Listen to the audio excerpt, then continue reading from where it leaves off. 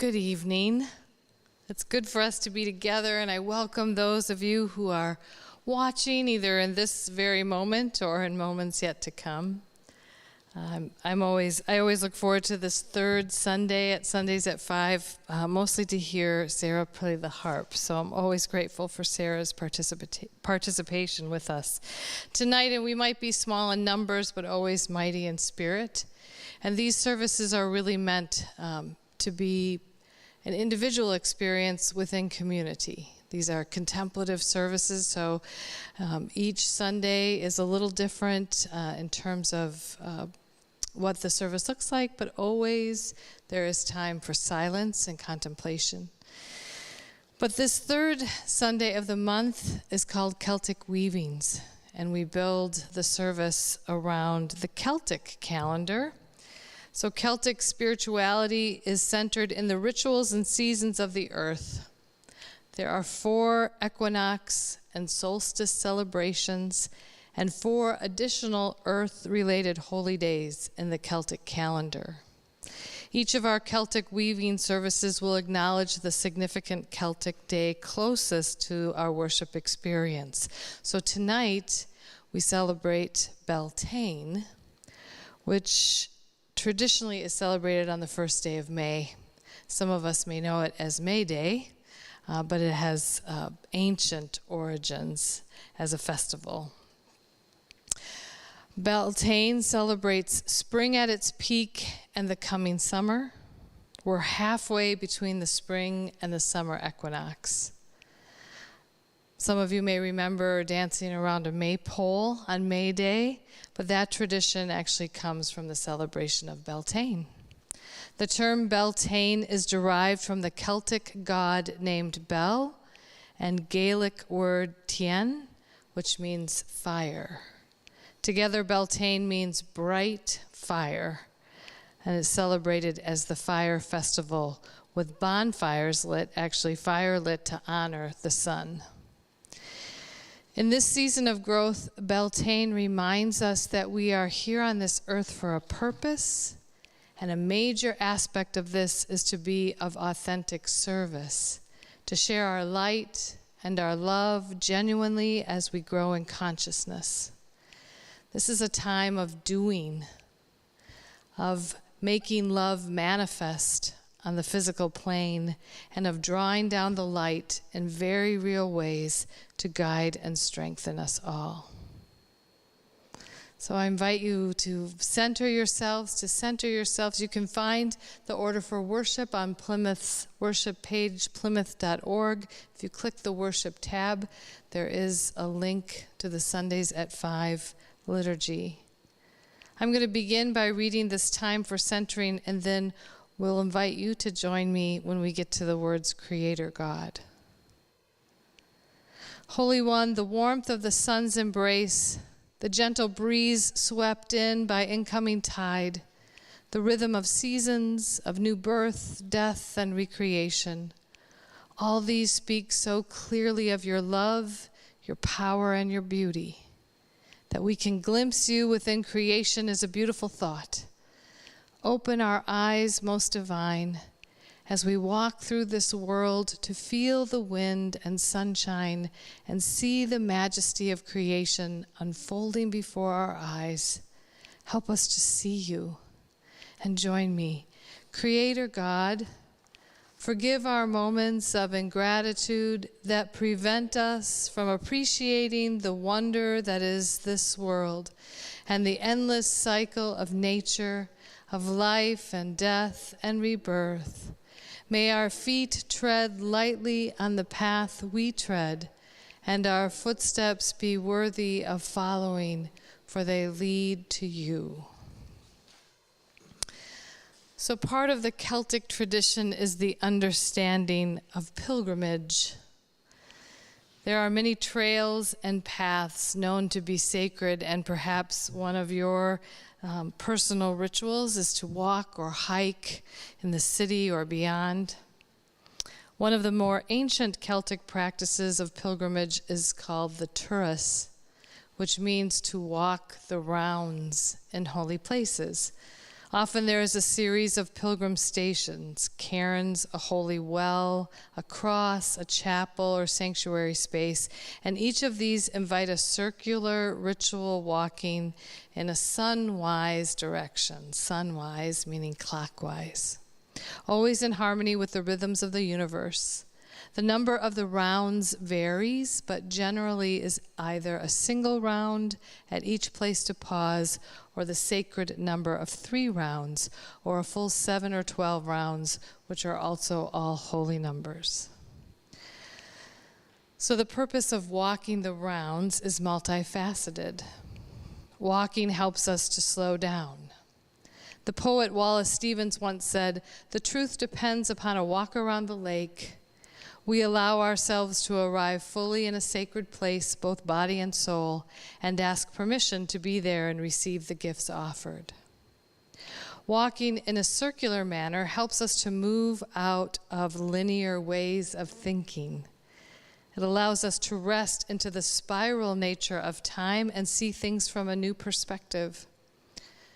Pilgrimage is never straight. It's never a step-by-step journey, but one of continual unfolding and listening to wisdom arising from dreams and nature. Walking helps us to bless the earth with our feet so that our whole being becomes a prayer. Instead of walking to get somewhere as we might when journeying into a particular place, walking the rounds invites us to continue journeying in place. While walking the rounds, traditional prayers like the Lord's Prayer might be said, or any prayers of the heart are welcome. You might repeat a mantra or sing a meditative song. So we're going to walk the rounds, which is our circle around our altar this evening. And Sarah's going to play a little music as we do this, and we walk slowly. It's a time, again, of centering, of remembering to breathe and slow down, of preparing ourselves for a song and a time of silence, and for waiting to see what might be bubbling up in us. So I'll invite you to stand. And those of you who are watching, you can walk the rounds too, around your room, around your house 3 times.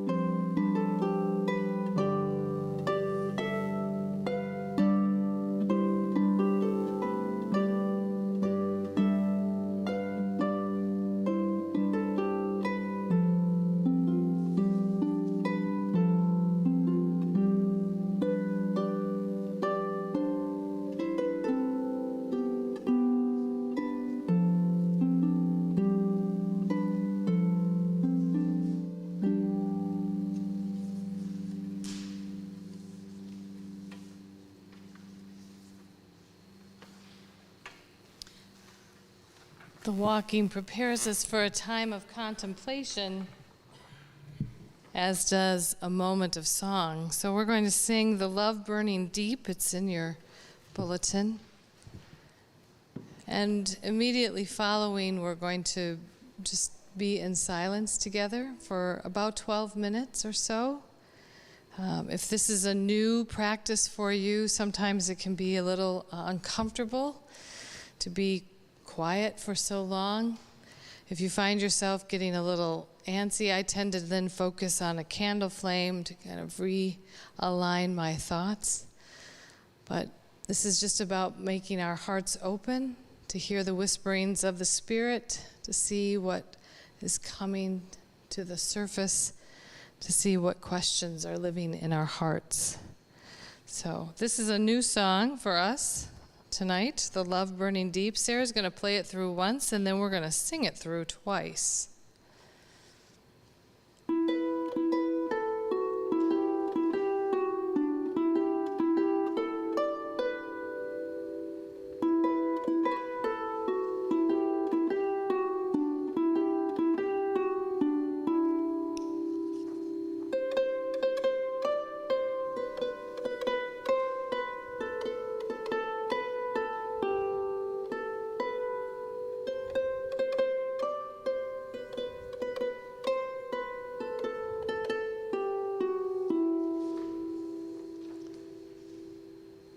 Okay. Come out of the darkness, come out of the shadow, come out of the endless night. All you who are poor now, all you who are broken, all you who are bound by fight. Come into the light of God's sacred intention, come under the shelter of her hand. Here you may find riches, here you may find healing, here now you may rise and stand. And one more time.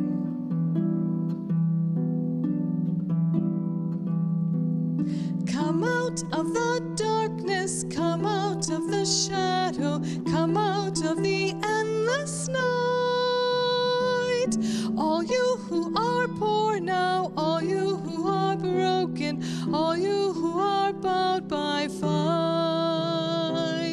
Come into the light of God's sacred intention, come under the shelter of her hand. Here you may find riches, here you may find healing, here now you may rise and stand.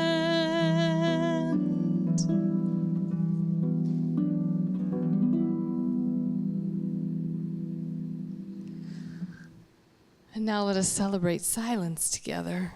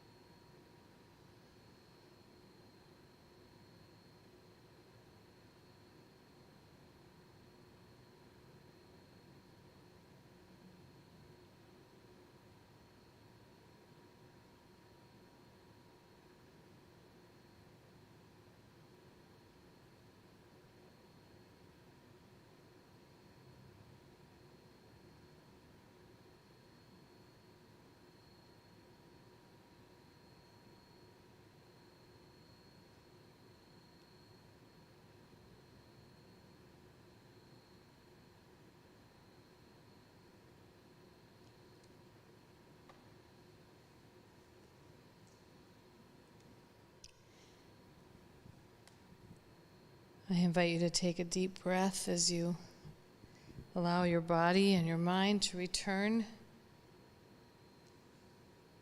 to this place.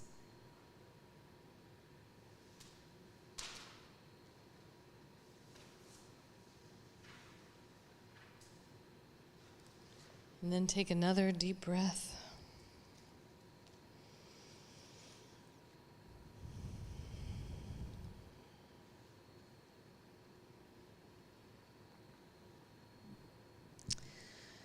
On our altar table tonight, we have symbols of Beltane, yellow flowers, which are meant to be reminders of the sun.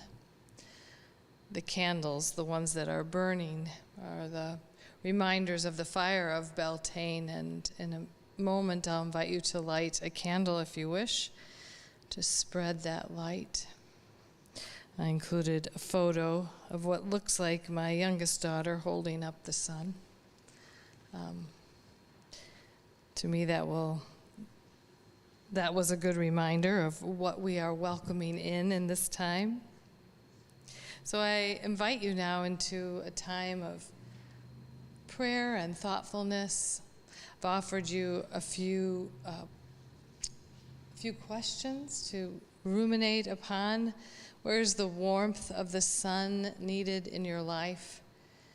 If we are to embrace Beltane, it is to be welcoming of the sun, which I think all of us are grateful for after what seemed like a long, dark, eternal winter.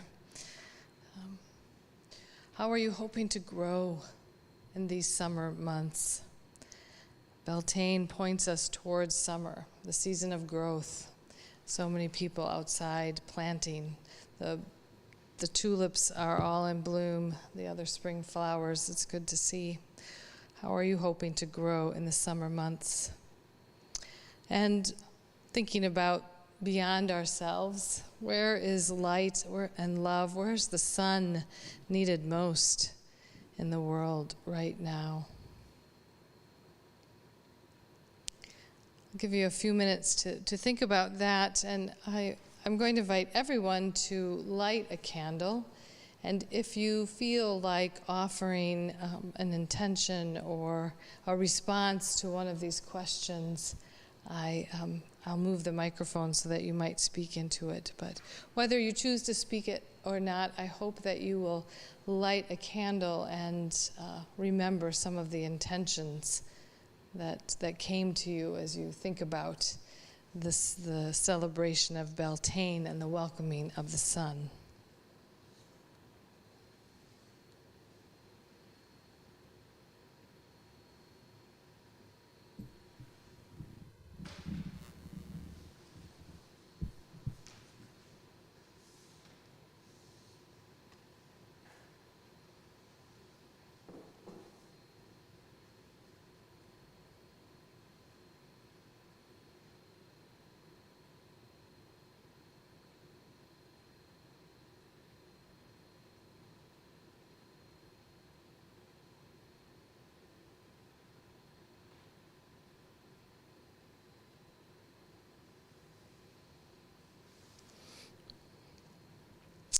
I've spent time this weekend sort of feeling sorry for myself because pastoral duties and a whole lot of writing have kept me from being outside at all. And all I wanted to do as I looked through my window from my desk is to be out digging in the dirt, planting, getting my gardens ready for a growing season. But feeling sorry for oneself doesn't get us very far. So instead, as I was thinking about what's next and what's happening moving forward, I know that my intention is to embrace the moments that I can, bask in the sunshine, and to be especially present to the moment rather than letting my thoughts move forward too far.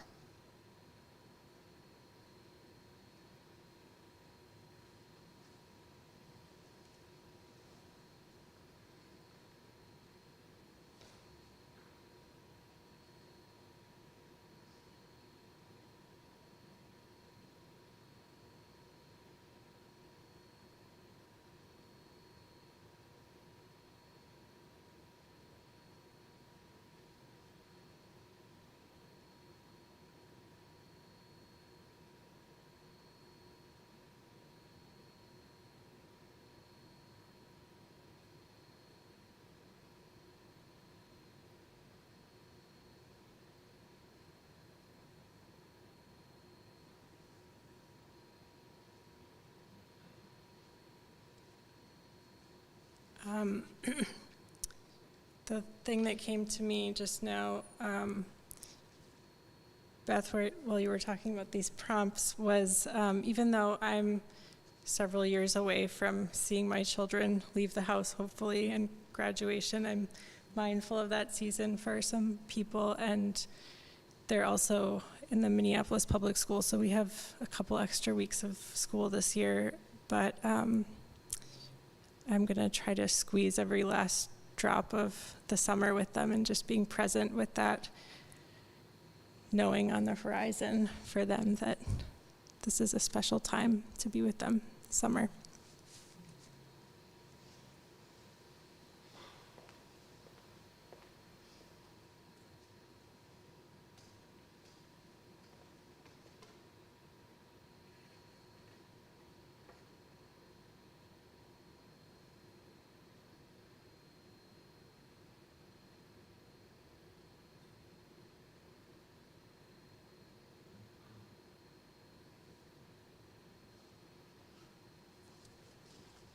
So this follows her perfectly because I've just finished my first year of being an empty nester. And my daughter is home for the summer, and she loves the city where her college is, Montreal, and I think this will be the last summer she leaves Montreal. So I want the sun to shine on her and us together and our family this summer, so that's my intention, is just the same, to squeeze what I can out of my last really close time with her.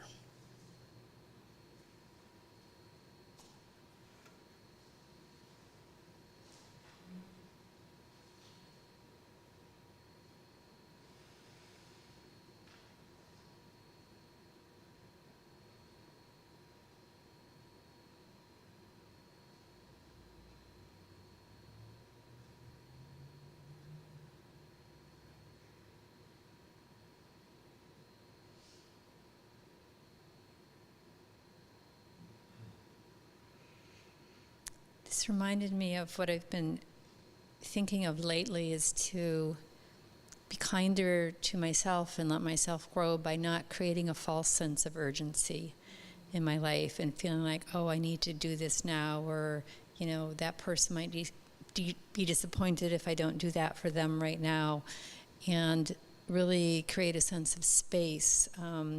And what you were talking about with the summer, it made me think about how that space that I've been thinking about then helps you grow and helps you bloom. So that's what that reminded me of.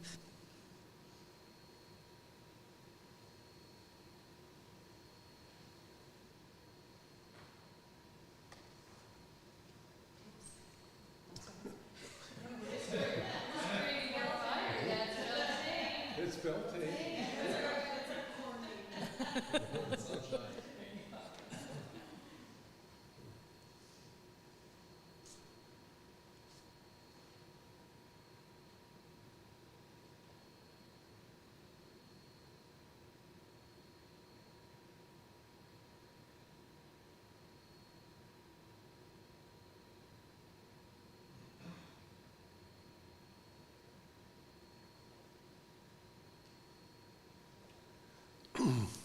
It's so interesting that the position of the flame makes the whole difference on whether it's going to become the great crescendo of Beltane or not.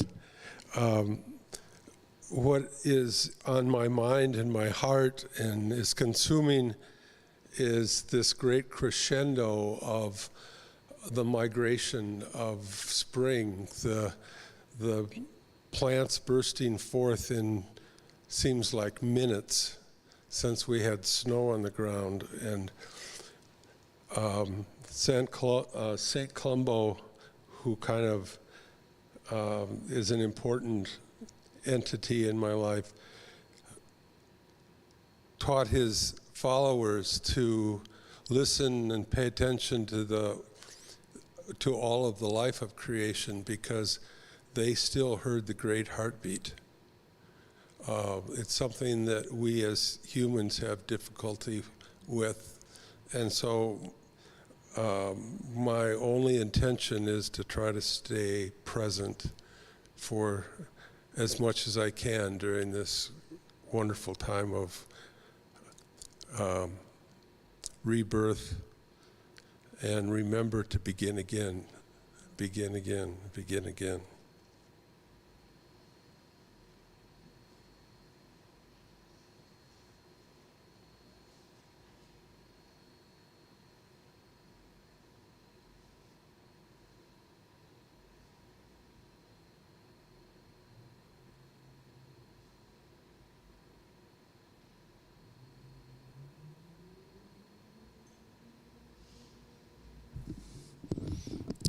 And the sun shined on my gardening for hours this last week. I did a lot of planting in my garden, hours of planting. Thank goodness it was for the sunshine. I was at a national conference in Farmington this last week, and the sun shined on our conference. We had a lot done.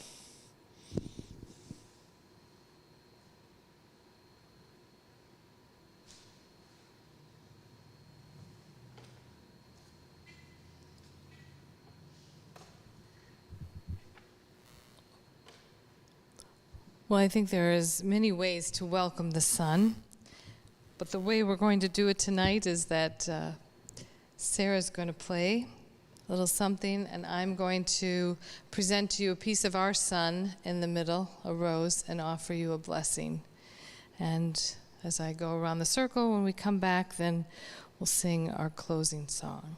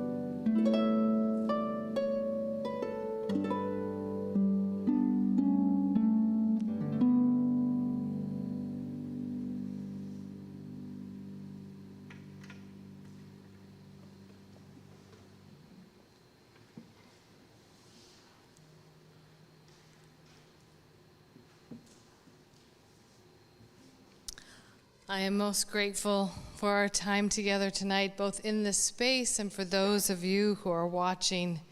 May you feel the presence of a yellow rose in your midst, welcoming the sun, the reminders of the sun. Perhaps you will look around the space where you are, or actually go outside and look at the sun and give thanks for the warming of the earth and for the possibilities that summertime brings.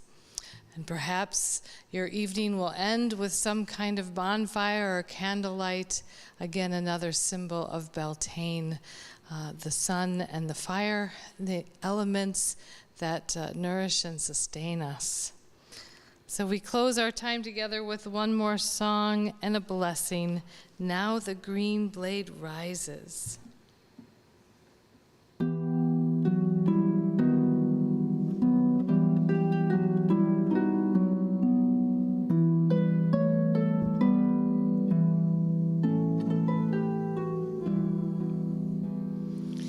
Now the green blade rises from the buried grain, wheat that in the dark earth many a days has lain. Love lives again, that with the dead has been.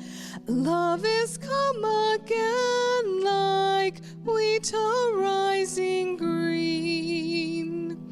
When our hearts are wintry, grieving or in pain, may your touch now call us back to life again.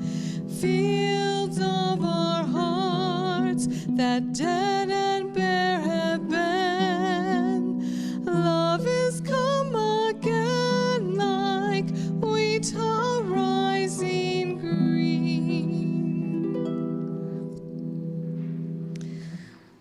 Friends, join me in our responsive blessing, and then Sarah will close our time together with the final song.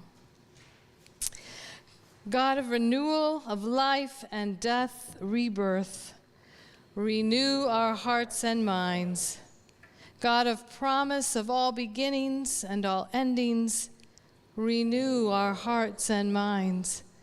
God of hope, of new growth and harvest, renew our hearts and minds.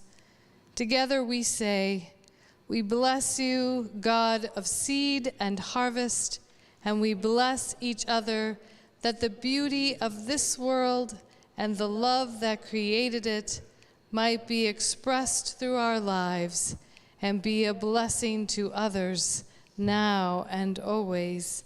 Amen.